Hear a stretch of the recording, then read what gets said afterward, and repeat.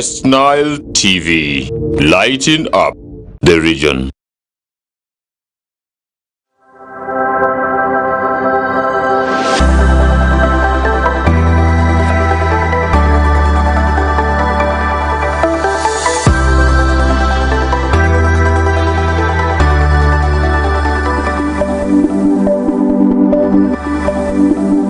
Hello, good morning and welcome to the Daktari show on Westnile TV. I am your host, Sunday Junior Tom. Of recent, we have seen studies done in 2022 which found out the leading causes among infants, the neonates and the children under the age of 5 were malaria and respiratory infections. And this has raised a concern since we have been handling topics regarding infants, newborn babies and children under the age of 5, and the study showed that among 16 deaths, one of these deaths are caused by respiratory infections in these children below the age of 5 years of age. And also it showed that 42% of all these deaths registered were in neonates or babies who are just born or who have 2 weeks and below. Today with me I have a specialist who is going to discuss with us and the viewers outside there to get to know and understand what respiratory infections are, how to prevent them and how to manage in case you happen to get them, and also he will tell us the causes. You are most welcome to the Daktari show, Mr. Alan Waswaserugo. Yes, thank you viewers of Westnile TV. I'm very privileged to have got this invitation. My name is Waswaserugo Alan, a final year student from Muni University. The region is #1 higher institution. Today we are going to talk about the respiratory infections. In this, okay, so maybe the viewers outside there may be wondering, what are respiratory infections? Oh, respiratory infections, these are generally infections that attack the respiratory system. In this, to break down what respiratory system is, this is just body organs and structures that help an individual to have gas exchange. Hope, can that give a light of what respiratory system is? Yes. Okay. So if it is a respiratory infection, then it means it will affect the gaseous exchange system. Obviously, yes. Okay. Once you get an infection with your respiratory system, we expect now to get problems in your gas exchange. In this, you will start experiencing difficulties in breathing. You may feel as if your chest is tight. You have abnormal sounds that may be heard by people around you. And in children, as you said, children below 5 years usually get different signs or symptoms when they have respiratory infections. In these children, you may see your child having rapid movements on the nose, what we usually refer to nasal flaring. You may don't give attention to it, but yet the child is having what we call a respiratory distress. This can come with abnormal sounds we call wheezes, or child may have problems in chest movement. You may see what we call a chest in drop. Child is breathing, but you see the chest is falling, is trying to, like chest in drawing, something like that. I may not give detail on it. Shall discuss more as we continue. Okay, so maybe what are the causes of these respiratory infections? Okay, as we've seen respiratory infections, anything can cause respiratory infections, but more we can have bacteria, we can have viruses, fungi, even mere infection, you may have an infection that is not related to the respiratory system, but it ends up complicating into the respiratory system. So briefly, those we may see fungi causing respiratory infection. Very many things can cause respiratory infections. Okay, so maybe are there triggers and risk factors which can expose a viewer outside there to get these infections? Well, we can have triggers, truth to be said, and in this, triggers that may cause respiratory infections are more in the environments where people live. It may be allergens, or when I say allergens, here I'm meaning anything that can trigger an allergic reaction within the body can be an allergen. This can be dust where we live, pollen, very many things. Then maybe if some respiratory infections tend to have a genetic factor, whereby in a family, if there is a family member who has ever had such respiratory infection, it tends to happen that higher chances among the children are at high risk of getting these infections. Okay. Yeah. And also maybe, you know, our people here, we like illness, and we have a lot of busy grinding millers. So could it put someone at a risk, maybe to get those respiratory infections in case maybe children are around those places? Well, as I've said, that dust may predispose children to these infections.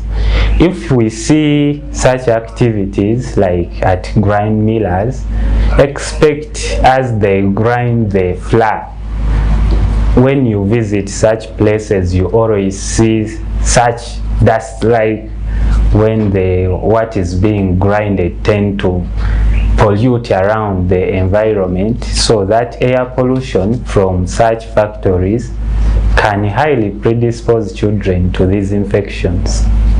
Okay. All right. Thanks, Mr. Alan. Yeah. Then also maybe we are talking of these respiratory infections. Is it like a broad term, it's respiratory infections, or like we have the types which fall under respiratory infections? Okay. When it comes to respiratory infections, in children, the most prevalent or the most common respiratory infections we have what we call pneumonia, then common cold, maybe another chronic illness of the respiratory system can be asthma. So I think those three are very important if the community gets aware of. I heard you say asthma, then you added the word chronic. Maybe can you break it down for the viewers? Now, the first two that I gave are usually acute, and in this I mean these are infections that don't take long if they come, once they are managed in a timely manner, or once the individual gets treatment so fast, can get healed very fast, or for them they don't take long when you get them.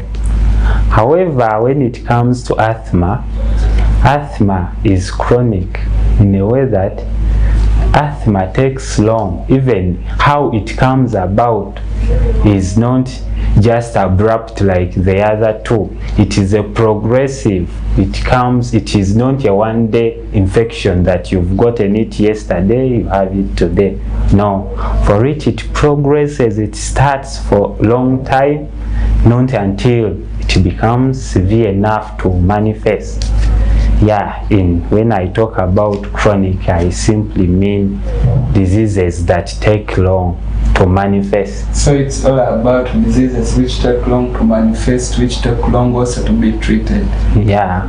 Okay. Simply that. Yeah. Okay, hope our dear viewers outside there, you are getting to note what acute infections are. He has broken them down for us. He talked of the pneumonia, Yes. and also you talked of the common cold and you called them acute, and also you Yes. talked of the chronic one, which you said asthma, as we see people can live with asthma from childhood to actual old age.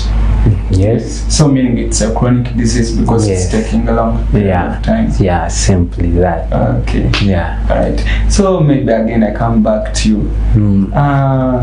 Maybe let's start with this pneumonia. Pneumonia. What is pneumonia in a simple term? Okay, as I said, that pneumonia is a form of an acute infection that is caused by several viruses and bacteria. And to explain it further, this pneumonia is usually caused by, majorly if it comes to bacteria, we have the most common cause of pneumonia being the Streptococcus pneumoniae, that's a bacteria. Then we have the Haemophilus influenza type B as another cause. Now when we go to viruses, we have the RSV, what we call the respiratory syncytial virus. That one is well known to cause pneumonia and infections. As I say, that much as it's an infection, it can be caused as a complication of another infection. And this in children, the most common infection that causes pneumonia is the measles, which is very common in children, as we shall discuss more as we continue. Then, to explain more of what pneumonia, this is now, I've talked about an acute respiratory infection, but now once it comes, it causes inflammation of the respiratory system, causing at the level of the alveoli. Maybe to cut you short. Yes. You are saying inflammation of the Yes. respiratory system. What is inflammation? Okay. I was still bringing it to the point to understand more of what pneumonia is. Okay. Once inflammation of the alveoli or the lungs takes place, now the lungs tend to get filled with fluids, and the more it progresses, it can become pus. So inflammation simply means, to explain it to the people saying us simply, I will explain it in 4 things how it looks like. Yes. Maybe in a local setting where our people live, once maybe they are bitten by a bee, what happens at the site where they swell? So inflammation is now simply the swelling. The moment you see when a bee beats you, where it has bitten, at times it swells or it becomes a little bit bigger.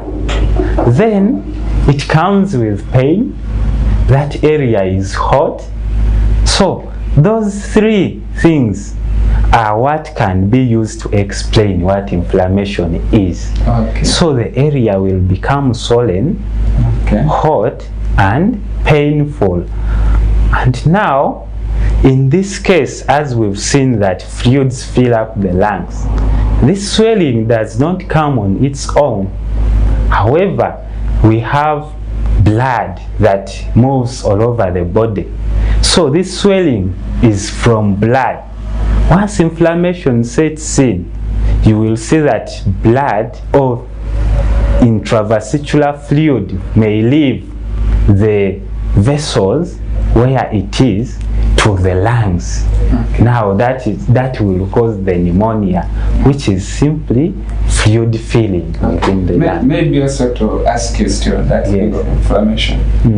This is what we call the trachea, which leads to the lungs. Suppose this is my trachea. When there is inflammation, what you said it to, like these surfaces also, meaning like to now, if it was of this size now to now. Obviously, yes, because now swelling will now, since it has to become a little bit bigger, it will narrow the inlet. But pneumonia is more to the lungs, down to the alveolar level, because you will see a child getting problems with breathing, because now the gas exchange I talked of at the beginning occurs at that level of the alveoli. These are very tiny air sacs within the lungs. That's where gas exchange takes place, so that pneumonia takes more in the alveoli. Maybe we are going to see what happens in asthma. That's where the airways now, in asthma, it's the airways that become narrower. Okay, so now you have briefly told us how these pathogens, you call the streptococci pneumonia. Yes, streptococcus. Or these bacteria, let me say in a layman's language. Yes. How they cause like this pneumonia. Yes. Actually, I've happened to go to the hospital on some occasions, especially the pediatrics ward where we have these children. I found like there are many pneumonia cases. What would be the cause why that most of these pneumonia cases are in children? The cause? As I said, pneumonia as an infection, it is brought about by viruses, bacteria and fungi, or as other infections. Yeah, the most common cause, as I said, is that streptococcus pneumoniae as the most common cause, and 2 is the Haemophilus influenza type B. Then when it comes to virus, that RSV, which is the respiratory syncytial virus. Can it also be linked to the lifestyle of these children under the age of 5? Yes, very much. And among the risk factors of these infections is being under the age of 5, as you said at the beginning. Then 2 is hygiene at home is very important. And when I talk about hygiene, this is a great concern. And when we are focusing on children under 5, these children can't control their hygiene. And their hygiene highly depends on the parents' hygiene at home. So when I talk about good hygiene or poor hygiene as a predisposing factor at home, is the parents, how they maintain hygiene at home.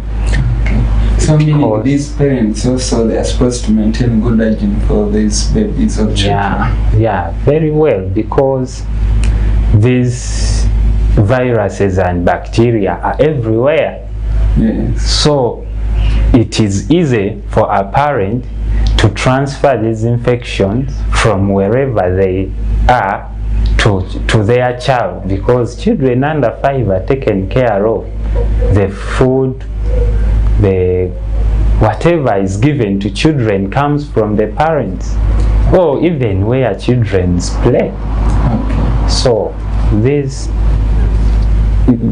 microorganisms, the bacteria, are found everywhere. Children get them from the toys they used to play, from door surfaces as they are trying to open. So everywhere, parents are the most important people to maintain hygiene in this case. Okay, Yeah. so you have told us of all these predisposing factors. So now maybe, actually, viewer maybe is already eager outside So, there. yes. They want to know, how does this disease present? Like, what are its signs and symptoms? Oh. Yes. Okay. To bring how pneumonia presents in children, let me explain briefly how it comes about. Then we see what it will show when it comes. Okay. So, when the multiple bacteria is present in the lungs at this level I told you, the alveoli, these multiple bacteria are viewed as foreign in a way that these are microorganisms that are not supposed to be in that area. Once these microorganisms are in place, as I said, that it tends to trigger an inflammatory response towards them, then there is vesicular engorgement, or the vessels around, the blood vessels that supply blood around the alveoli tend to get engorged with blood. This now increases the intra-alveolar fluids. Once they increase in the alveoli, we are now seeing how the alveoli get filled with fluid. But now remember, this fluid at this point has bacteria with it because it has accumulated. Once this bacteria is in this fluid, now inflammation has to continue. And inflammation, if I didn't bring it more clear, is just a body's response to that microorganism. And the body responds with the other three things I talked of. The swelling, hotness, what? Yes. So once it comes in, the body is designed in a way that it has to respond, to fight back. So what will happen is the body has to bring it to a layman's language, or to bring it to a simple understanding. It has the soldiers that will fight this. So it will bring in its soldiers to fight this infection. What usually comes within is what we call neutrophils, red blood cells, because those ones are available in blood. But what is most important is the neutrophils. These neutrophils will now try to fight this infection. But the moment neutrophils comes in, neutrophils tend to bring in pus. Because after neutrophils fighting, So pus comes in the lungs. yeah, if it's not addressed early enough. Because once neutrophils do their work, what follows is their death. And once they die, they form what we call the pus cells. So what will happen now is, since there are fluids in the lungs, this child has problems in oxygen intake. Can't exchange what? Oxygen within the lungs. Okay, gas exchange is now becoming a problem. What will happen? Child will start having that difficulty in breathing, because now there is no, the air, the lungs are not free. There are fluids that are trying to obstruct gas exchange. So difficulty in breathing comes in. You feel like the chest is tight because now you can't exchange well the gas. Then what usually comes, cough may come in, because I'm going to talk about how cough will come in. Then a child will develop fever. You will see that your child is now hot. As I said, it's one of the cardinal features of inflammation. Once inflammation is there, fever tends to come in. Then I think those are the things that some of them, maybe the abnormal sounds that tend to be heard. These abnormal sounds, you may feel what we call wheezes as the child is breathing out. Then obviously there a child is in what we call a respiratory distress. Is distress, has that stress of not having efficient respiratory exchange. So that respiratory distress comes with the things I talked about at the beginning. Yes. Where you see the nose tend to have that activity. Then we call it nasal flaring. Then you may feel grunting. The child is just as if he's moaning, like that, such. Then apart from grunting, if it's so severe enough, you may see problems on the chest rise in and out, what I call chest indrawing. Like so, the chest gets depressed inside. Yeah, like that, lower chest. Yes. Then hope now we've seen how it all comes about. Yes. Now how maybe cough comes in. Yeah, actually that's what I wanted to ask you, because you talked of pus in the lungs. So I was like, because sometimes we are always coughing, we call it sputum. Yeah. Something like mucus. Okay. Like, is it the pus coming from lungs? Well, yes. Now the moment the neutrophils die off and form pus in the lungs down, the lungs have not yet failed. They will continue to fight to see that this is cleared away. And this is done by another group of fighters in our blood. You know, blood has white blood cells that do a lot in fighting infections.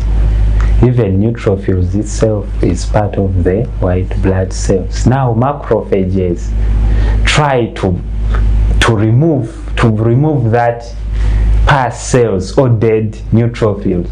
It tends to eliminate them, and now what the body does, it has those reflexes that will try to clear away whatever is disrupting gas exchange. And in this case, coughing comes in, because the more you cough, it's made in a way that what is inside tries to come out. So child will try to cough. You see, child is laboring to cough. That's purposely what is happening. Like laboring, like he's using a lot of effort to breathe. Yeah. Okay. Yeah, those things happen.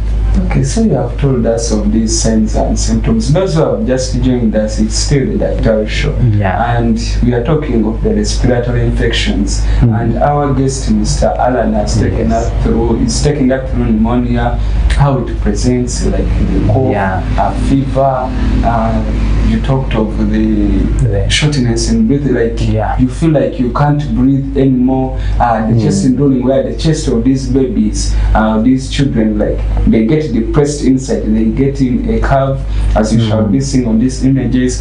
Then also you talked of the other factor, like you said another sign, you said it was this fever also. So now you have taken us through all these signs and symptoms and how it's worrying. And you said in case it's not addressed, it can lead to death. Okay. So how can this infection be prevented? So to start with, when it comes to pneumonia, we can address it in very many ways. To prevent this, it starts with you, with me, with everyone. As I said at the beginning, predisposing factors, as I saw, being underage. So good hygiene at home or with the parents or everything where that feeds the child is very key in preventing pneumonia. Then two is immunization, because as I said, among the causes of this pneumonia is the Haemophilus influenza type B and measles, if a child has measles, there are higher chances for this child to get pneumonia. So among the things that are immunized in Uganda, we have, when you analyze this, we have the Haemophilus influenza type B being among the vaccines that are given to children. Okay, so meaning it can be prevented through vaccination. Very well. Okay. Parents have to make sure they adhere to the immunization schedule. They have to ensure they take their children for immunization regularly. Maybe to remind, at what age or how many weeks do they take these children for vaccination, for that pneumonia vaccine?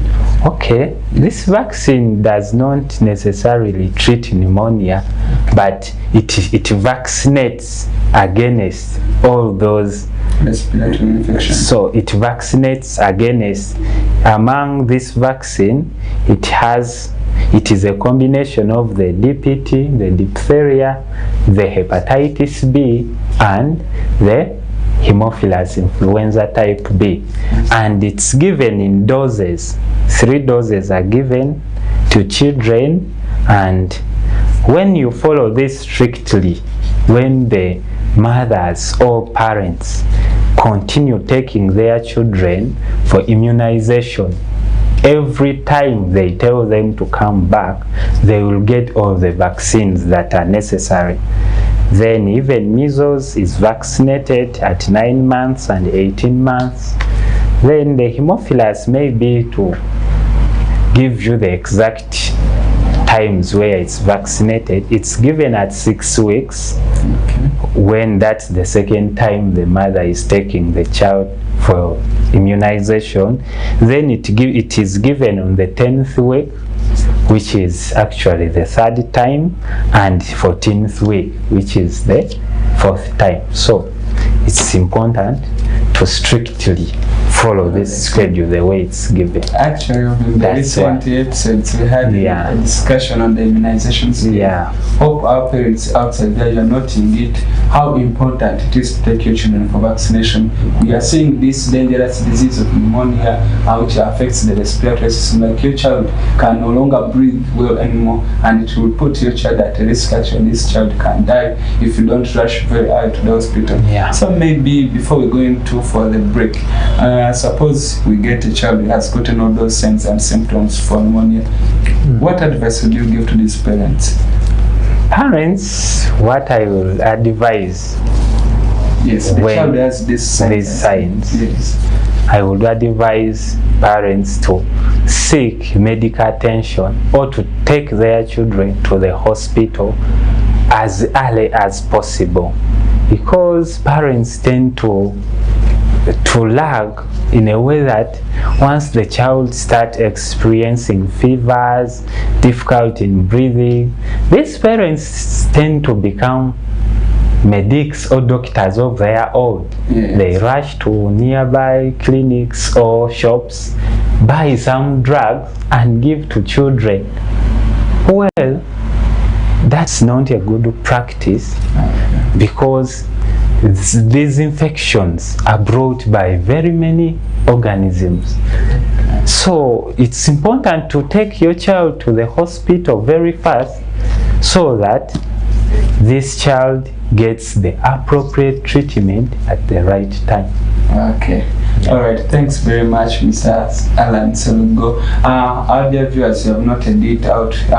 Mothers especially, because they are the ones who are always in charge of these children. In case your child gets all the signs and symptoms of pneumonia, please immediately rush to the hospital and get attention from these hospitals which are set. You can either go to private clinics or you can go to government facilities to get your child better treatment to prevent these complications which actually can lead to death. Let's first get into a short commercial break and we'll be back briefly.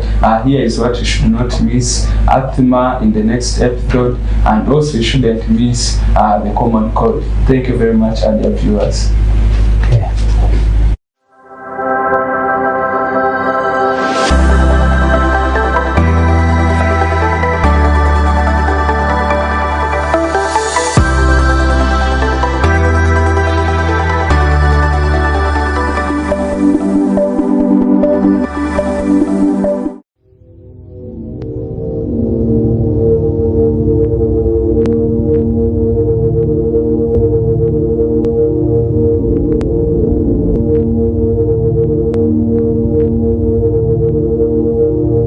Westnile TV, lighting up the region.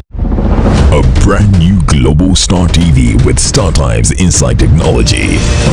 New TV innovation with an inbuilt decoder that connects you to both StarTimes antenna and satellite signal. With StarTimes Inside Global Star TV, you can enjoy over 300 local and international channels, 1 month StarTimes highest bouquet for free, automatic system update, more benefits, more affordable. StarTimes Inside Global Star TV is available in all StarTimes branches and dealers countrywide. StarTimes Inside, entertainment inbuilt.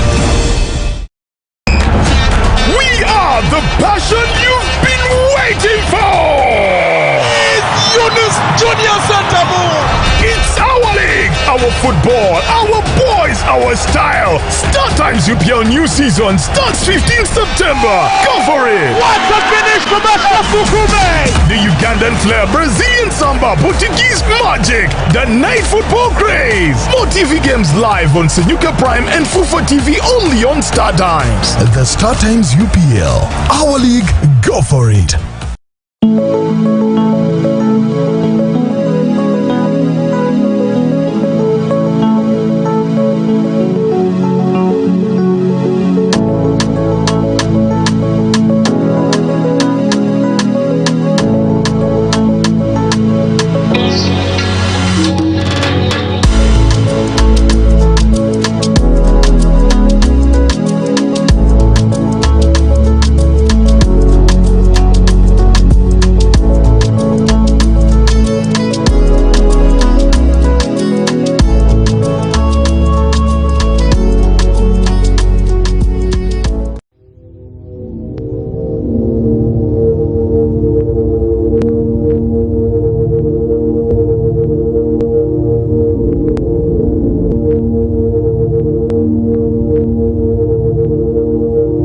Westnile TV, lighting up the region.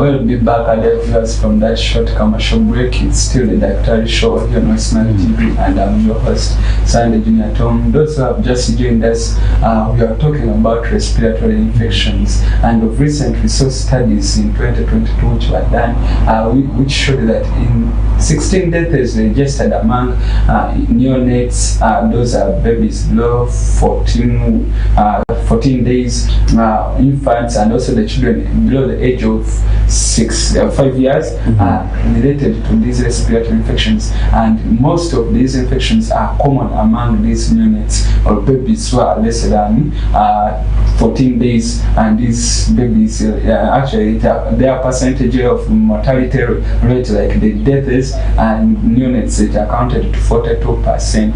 And here with us we have an expert who has been taking us through in the first segment, took us through pneumonia, how it presents, how it can be prevented, where he emphasized mothers to take children for immunization, to protect your children in their older ages and also in their other ages, not to get these respiratory infections. And also he told us it is a complicated disease, infection of the respiratory system, which actually even can lead to death if not managed.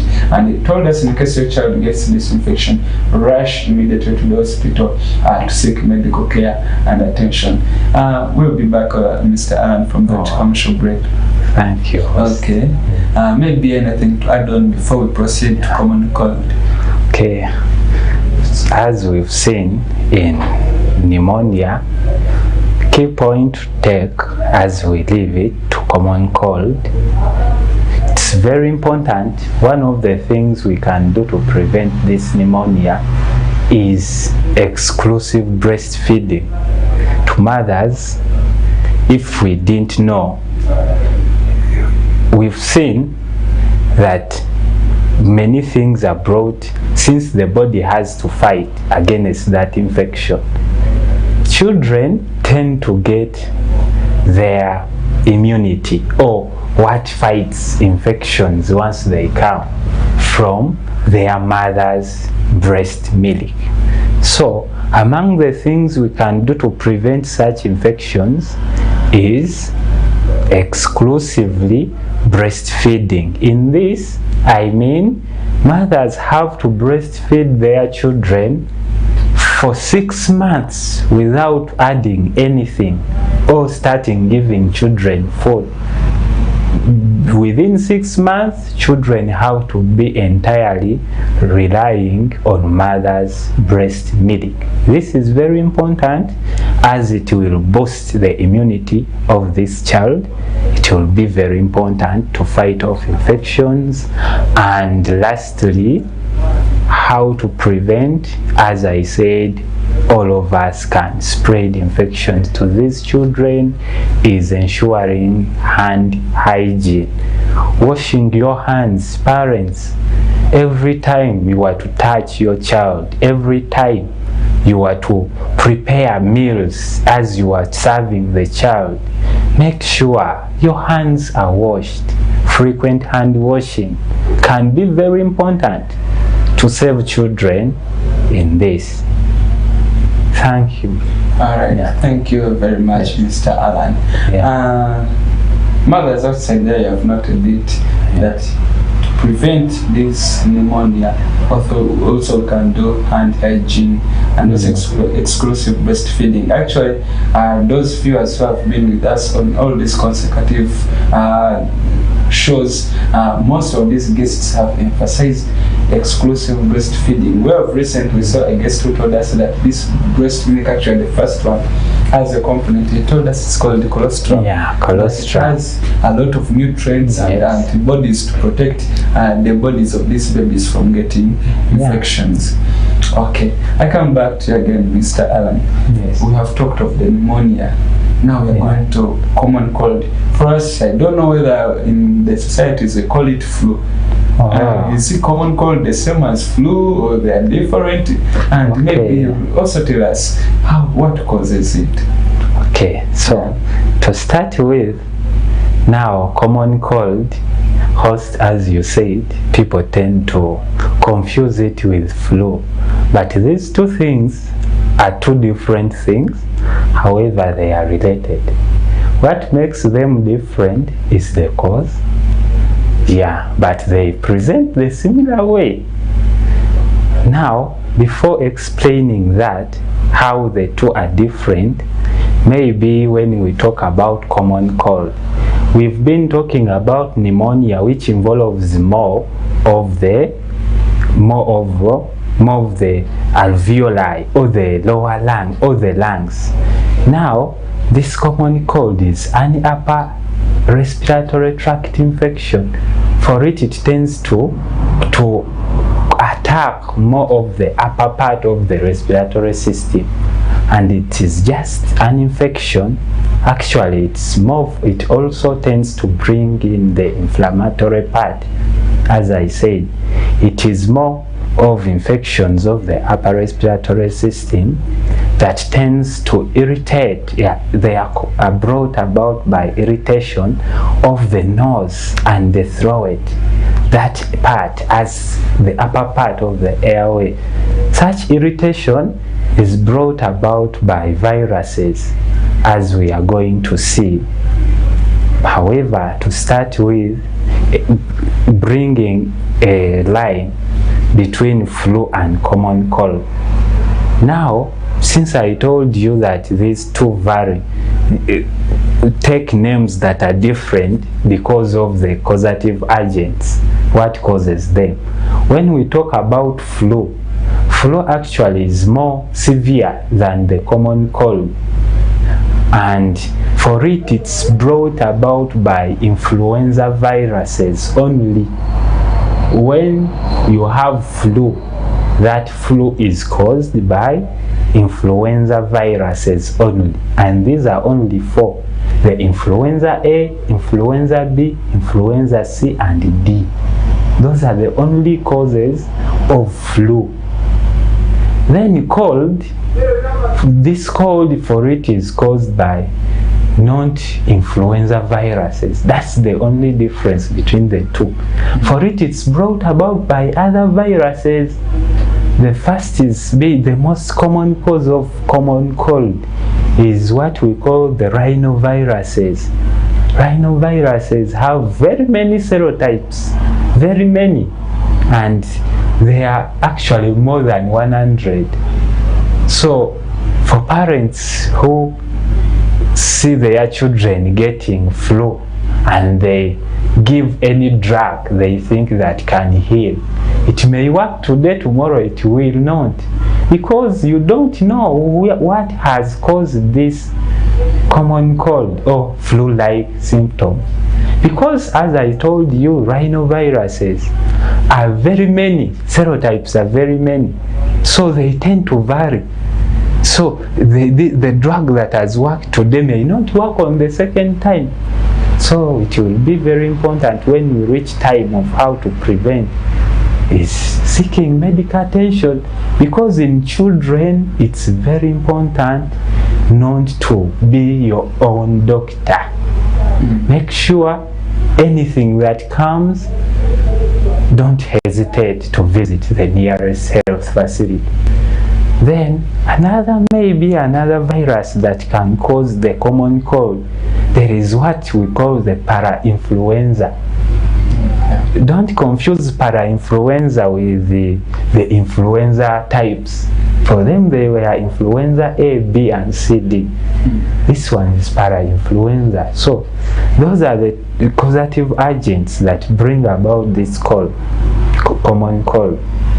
However, as you hear the word, I don't know whether the word originated from the mere fact that these common colds tend to occur more in weathers that are cold, in rainy seasons. But it's not the cause. Weather is not a cause. It may be a predisposing factor. Actually, we have seen people with this like running noses in this cold morning hours, those late night hours. So that is always common cold. Well, we may not say that no. Okay. But however, it may be a yes. Because as I said, that this common cold is brought about by viruses irritating the nose and the throat. So these viruses tend to be regular viral if the hygiene is not okay. These people who tend to experience runny nose in morning hours, this may be an allergic reaction. Maybe, well, it can be a cause. It can be. But now, when it comes maybe to how common cold presents, for it presents with flu-like symptoms. Actually, as I said, the two are interrelated. Just they take different names basing on the cause. Just they have flu-like symptoms. However, these ones are mild. So children have runny nose, nasal congestions. Yes, actually, children may develop fever and some headaches. Okay. But where it becomes severe, that's when we may think of the flu, when children develop what we call sore throat or headaches. So now you have told us of these fevers, the headaches, the running nose. Yes. Also, it's some serious condition, especially in children. Actually, I once happened to be in the hospital. They brought a baby, had like mucus. How should I call it? Yeah. Okay. Call it mucus in the nose, and like I saw doctors there and nurses struggling with the child. How do you often handle these children when they have these mucuses trying to block the nose? Okay. Now, when it comes to that, the reason why that mucus is too much, as I said, if that virus is in place, anything that irritates the nose and the throat has the body itself. The body, God blessed us in a way that anything that is not supposed to be there, He put that defense mechanism. So the body has to try to eliminate, and it eliminates it by secreting mucus so that it's washed away. However, how we usually manage these children in hospital, for cases when these noses are congested, full of mucus, impacted, simply we have the nasal saline drops. Okay. We can just, even for parents, this I wouldn't advise self-medication at home, but there is something very easy. You can buy nasal saline drops from pharmacies. They are readily available. What do they do? Once children get that nasal congestion with too much mucus, once you put just drops of that saline drops, it tends to break down this mucus and it will flow away. Okay. Yeah. Now the nose will open up and the child can now breathe well. Yeah, very well. But as we know, if I had not told you, this common cold is a self-limiting infection. And self-limiting in a way that, when I say self-limiting, is any infection that will heal on its own. Okay. Yes, common cold heals on its own. It takes about a week. It can clear off. Okay. If the child can constantly cough out and the mucus goes out. Yeah, it will heal. Now, our dear viewers, hope you have noted it that this common cold can heal on its own. Maybe just to ask you, suppose we are in a home setting, maybe it's late in the night, and the mother has a child, and the child has congested nose, like there is a lot of mucus. The child cannot breathe anymore. Which remedy, or how can you advise these mothers to handle these children always? Okay, before seeking medical help from hospital, yes, just call to the mother late in the night at okay, as I said, this is a self-limiting. The moment it becomes severe, that's when you go to hospital, they will treat the symptoms. They may not treat the common cold itself, but treat what it is bringing. If headache, they treat headache. But when you reach situation at home and the child, the nose are blocked, as I told you, if you can't access the saline nasal drops, now we have to find a way of decongesting the nose. We have to clear away the mucus. I don't know if you can get anything that can suck the mucus from the nose. There is anything that you can use to suck it off can help at first to decongest the nose such that the child has efficient respiration. Okay, maybe also to ask, we have seen in home settings people using warm water applying on the nose. Is it effective?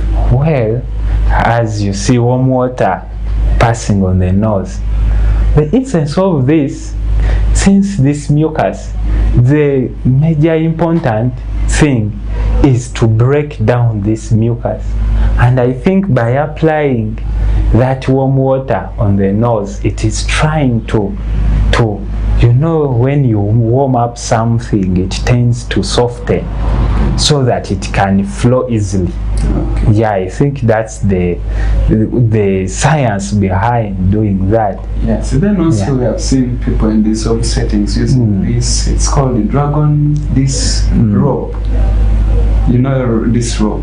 Okay. Also, is it you as a health professional now? Do you recommend it for people to always use in these home settings? Well, I may not say no because we've also grown when we use it. Okay. However, we now have to know which effect does it have on the child, because we can't. These are things we've been using ever since childhood. Okay. What I would advise is if you were to apply it, at least it shouldn't be. It has to be a very small dose because it can irritate very well. Then seek medical attention. Okay. Yeah. Okay, right. Thanks very much, Mr. Alan. Yeah. Now we go to asthma, which we call the chronic disease because it takes long to heal. The person can live with it for the whole time. Yeah. What's asthma? Asthma, as I said, it's a chronic lung disease that is caused by, asthma is funny in a way that it's just a chronic lung disease that has that hyperresponsiveness of the bronchi to airflow. That's simply that. Here, the bronchi, because now asthma, as I said, it's an upper airway and is an airway disease. For it does not attack the lungs down. For it attacks the airway, the bronchi. So how it comes about is just hyperresponsiveness of the bronchi to airflow. As air is flowing within the lungs, now the bronchi tend to become responsive to it. How, as I have defined it, is just hyperresponsiveness to airflow by the bronchi. Okay. Yeah. So actually, I've seen most often the children, the babies, and also the elderly. They have this asthma. Is there like any triggers which can trigger someone like to worsen this asthma? Because you have said it can't heal, but we can live with it. Yeah. Are there triggers like which someone should avoid in order not to waken up with that disease to become worse? Well, now in asthma, what occurs, it comes, as we said, one of the risk factors, it occurs more in children below the age of 5. And these children, now what you've brought in the triggers. This asthma may tend to be caused by generally 2 things. The genetic part of it, if in a family there is anyone who has ever gotten asthma, there are higher chances the children getting asthma. It tends to be genetic.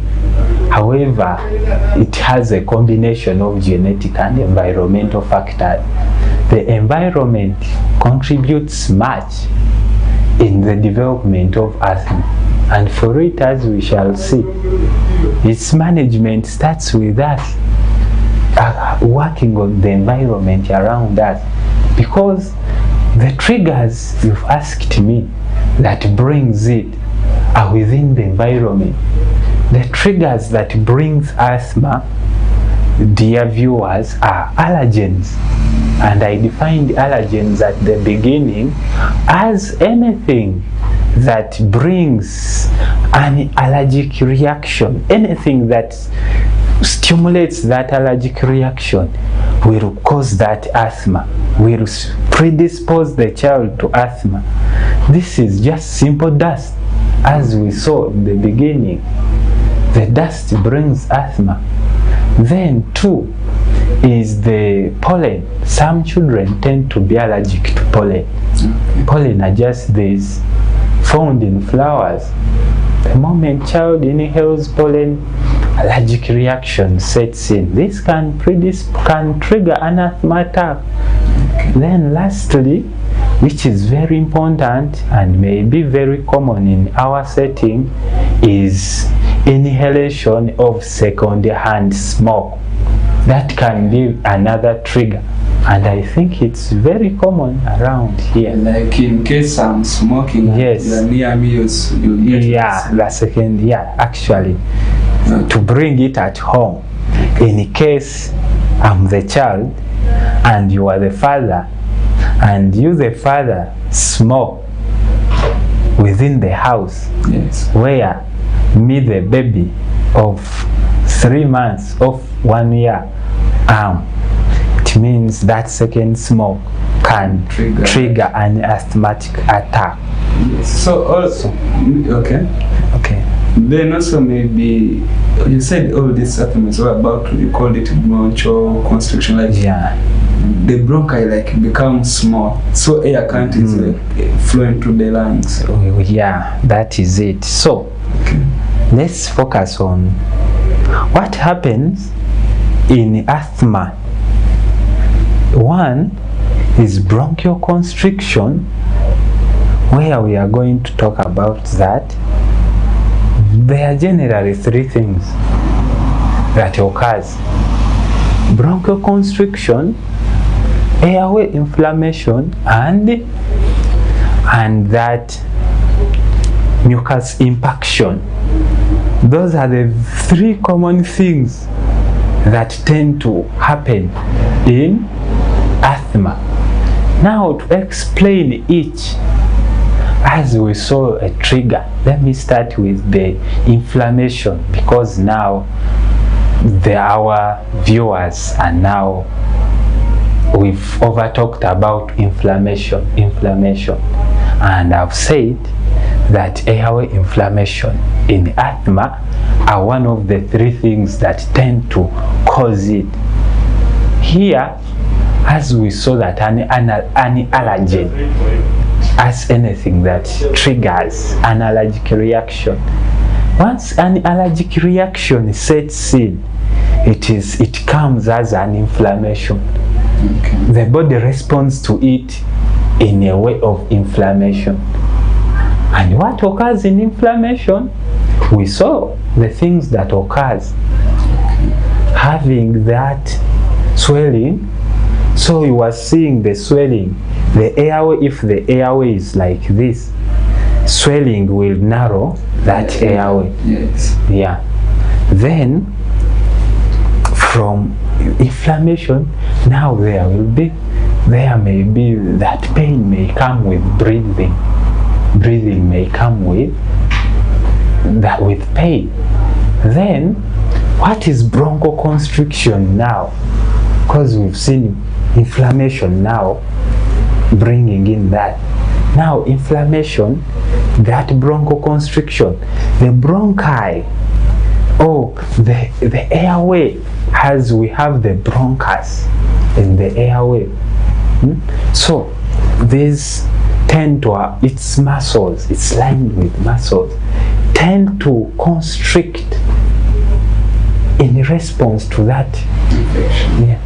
Okay, to that triggering allergen. Once they constrict, the airway have to narrow. The mucus, our airway, it's a defense mechanism to secrete mucus.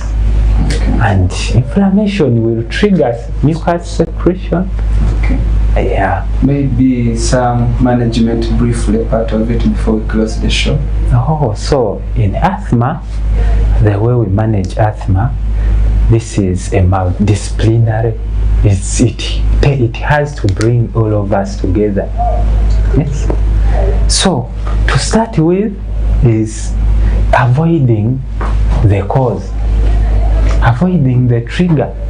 At home, we have to have, if we know our child has asthma, we have to have a good air air. We shouldn't pollute the environment. Avoid smoking at home where there are young children. Okay, right. Thank you very much, Mr. Alan. Yeah. And our viewers who have been with us from the start and as we have come to the climax of the show. We wish you a blessed morning and a nice afternoon. More segments will be coming on these factors or challenges faced by these babies. Thank you very much. It has been your host, Sunday Junior Tom, on this Daktari show. Thank you very much, dear viewers.